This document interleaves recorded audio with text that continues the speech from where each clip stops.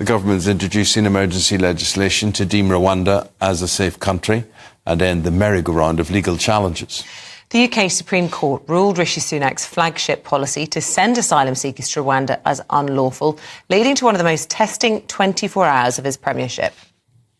We are unanimously of the view that they were entitled to reach that conclusion.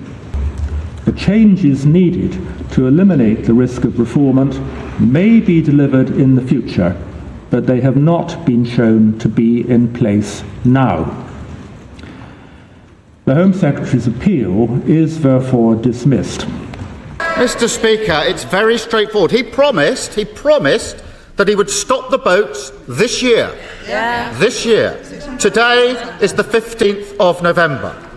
He's wasted all of his time on a gimmick, and now he's absolutely nowhere. Will he level with the British public and finally admit he's failed to deliver on his promise? He's been on the wrong side of this issue his entire career. This is a man who described all immigration law as racist.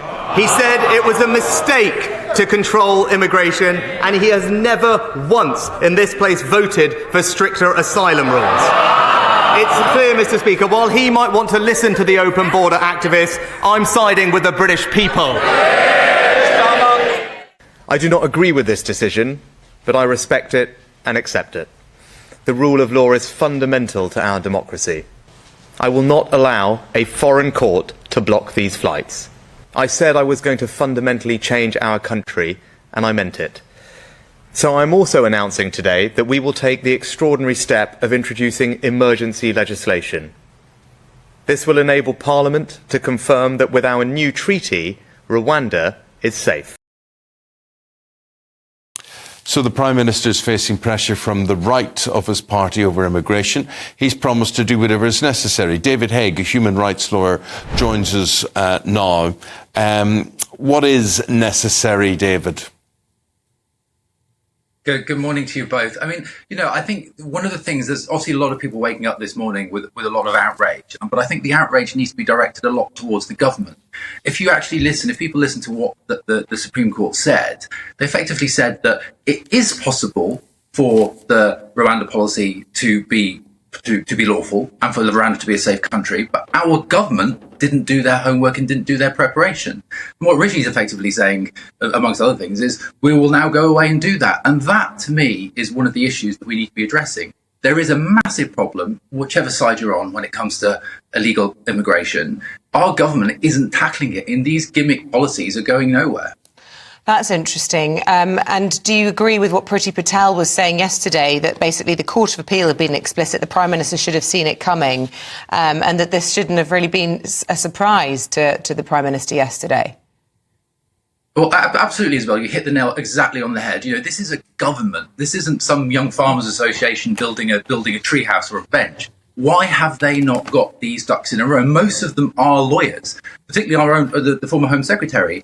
These were foreseeable things. And in any event, even if policy goes through eventually, you're looking at 500 people. That's, during the summer, the number of people that come across in one day.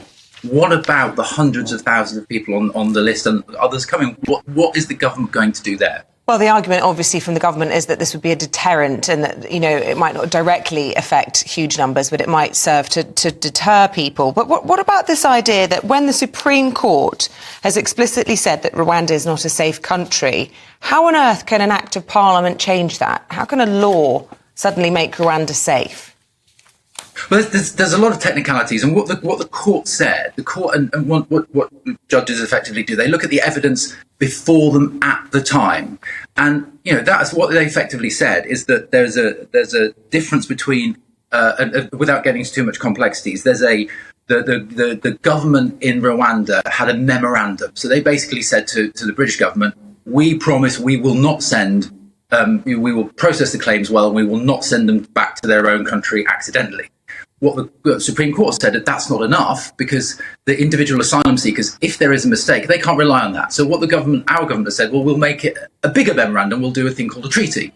So these are legal technicalities that should have been done at the time of putting in the policy, not because a court comes back and says, oh, you should have done this. So this is the mistakes of our government now having to rectify it. That's one of the things that the court raised, one of the technicalities. But these are things, if you put this into the private world, if a private company has spent hundreds of millions of pounds on a project and just before it's about to launch realise that they haven't done all the things they should have done and they lose lots of money, it's delayed, people would be fired. And there's so much politics that flows from this. I know, obviously, you're speaking from a legal perspective, but the other argument would be, will Rishi Sunak be able to get this legislation through? He will through the Commons, presumably with his majority, but then, what will the House of Lords make of it all if, as we've discussed, the Supreme Court don't think Rwanda is safe? I don't expect you to answer that. It's just a question that's occurring to me. What about this idea about possibly ignoring the ECHR if there was any sort of foreign intervention? There were these repeated comments, weren't there, at the press conference from the Prime Minister? I'm not going to let a foreign court decide what we do. I mean, we've been here before, haven't we, with the Northern Ireland Protocol, when I can't remember the name of the minister at the time, but he talked about breaking the law in a limited and specific way, an international treaty. That went down like a cup of sick, didn't it? International. Well, that's the thing. Isabel, we can ignore any court order that we want. It's the ramifications of doing that if we do. And we've done that before with the ECHR. But we have in our own law provisions which say that we will abide by the ECHR decisions. So we'd have to break our own law or change that. So it's I don't see any of these things happening anytime soon, specifically not in this government.